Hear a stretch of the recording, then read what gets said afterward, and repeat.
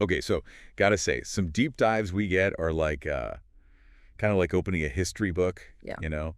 But this one feels like we're about to crack open like a wild night out told by, well, the kind of guy who tells those stories. Oh, I know the type. Yeah, exactly. So we're Yeah. diving into this story. This guy calls himself the King of the Night, Decca Heggie. King of the Night. Right. And the source material, it's like, I don't know, reading a very enthusiastic self-report. Like if you took self-mythologizing and added a disco ball. Right, because everyone knows those are the most reliable Oh, narrators. totally. But that's what makes Yeah. it fun, right? So Decca, our king, picture this. Slicked back hair, tattoos galore, constantly comparing himself to like a prize fighter or something. Ah, so we're dealing with a classic case of someone crafting a persona. It's fascinating how often that pops up, this need to control how others see us. In psychology, we call it impression management, often a way of masking insecurities, wouldn't you say? Totally. And Decca, he's not exactly subtle, right? Like the source material even says he's always saying he's the most feared and respected guy around, which, come on. Yeah, that's not exactly the mark of someone secure in their position. It's like they need constant reassurance from the outside world to validate their self-worth. Validation or Yeah. maybe just attention? Could be both, right? They often go hand in hand. True, true. Okay, so Decca, king of the night, where does he go to claim his kingdom? Let me guess. Somewhere with flashing lights and loud music. Bingo, a club. Friday night, prime time for ego inflation. The perfect stage for a carefully crafted persona. Oh, he waltzes in like he owns the place, scanning the room, locks eyes with two women at the bar. I'm already cringing just picturing it. The spotlight effect. He probably thinks every eye in the place is on him. Guaranteed. And this is where it gets good, okay. He marches right up to them and I quote, "Hope you brought your best selves tonight because Decca Heggie is in the building." Oh, wow.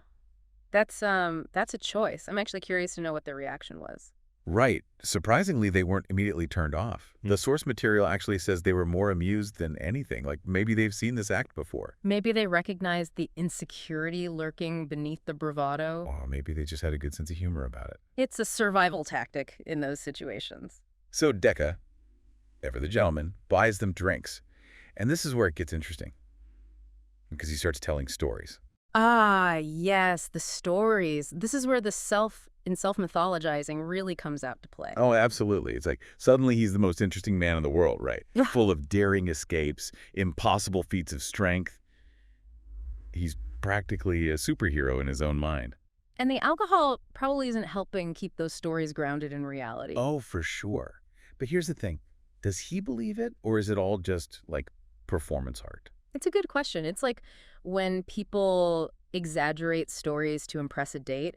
Is it a conscious lie, or have they convinced themselves it's true? Maybe a bit of both. Right. It's like, what's that thing? Selective memory. Like maybe he's rewritten his own history in his head. It's entirely possible. Our minds are remarkably good at holding on to narratives that reinforce our self-image, even if they're not entirely accurate. And the night goes on, right? More drinks, more stories, and the stories, they just get like more and more unbelievable. Classic case of alcohol loosening those inhibitions.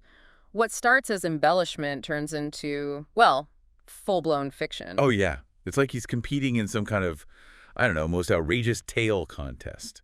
Like, I swear, at one point, the source material says he's standing on a table, shirt halfway unbuttoned, telling everyone about the time he wrestled an alligator. It's almost like he wants to be called out, don't you think? Oh. Like, deep down, he's looking for someone to say, okay, now you're just messing with us. Maybe.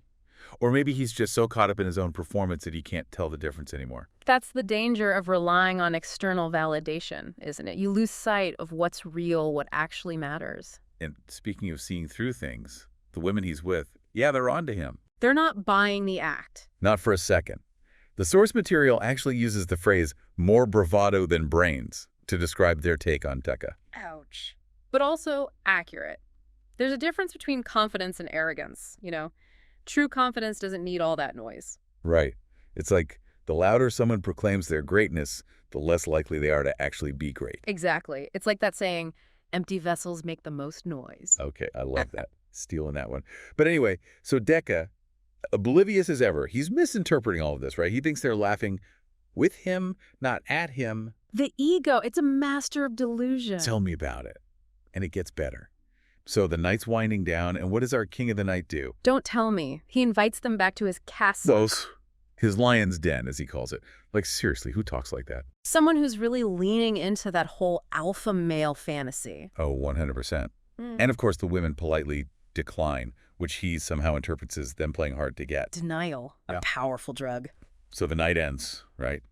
Decca's convinced he's ruled the kingdom, showered in glory and admiration. And the reality is? Well, let's just say the reality is probably a lot less glamorous and a lot less accurate. And that disconnect, that gap between self-perception and how others see us, that's where things get really interesting. Makes you wonder, does Decca ever figure it out? Does he ever have that moment of self-awareness where he realizes maybe, just maybe, he's not the king of the night? Makes you think, right? Like, how many Decca Heggies are out there just, I don't know, living in their own little self-made movie? More than we realize, probably. We all do it to some extent, you know? We create these narratives about ourselves, these carefully curated versions we present to the world. Oh, totally. It's like we all want to put our best foot forward, right? Yeah. But sometimes it feels like we're practically strapping on a whole new pair of legs. And that's the thing, isn't it? True confidence, it's not about the performance. It's about being comfortable with who you are, even the messy bits. Exactly. Like, maybe it's okay if you're not the king of the night. Maybe being the court jester is more your style, or even just like a regular dude enjoying a night out. Right. It's about finding those genuine connections, those people who appreciate you for you, not for some inflated persona you're trying to project. And you know what? Sometimes those connections, they come when you least expect it. Maybe even when you're not trying so hard to impress everyone in a 5-mile radius. Absolutely. Because at the end of the day, authenticity is way more attractive than any fabricated crown or self-proclaimed title. So to all the Decca Heggies out there, and let's be honest, we all have a little bit of Decca in us. Maybe just take a breath, ditch the act, and see what happens. You might be surprised who you connect with when you let the real you shine through. And hey, on that note, we'll leave you with that thought. Until next time, keep those deep dives coming, and remember, sometimes the most fascinating stories are the ones we tell ourselves.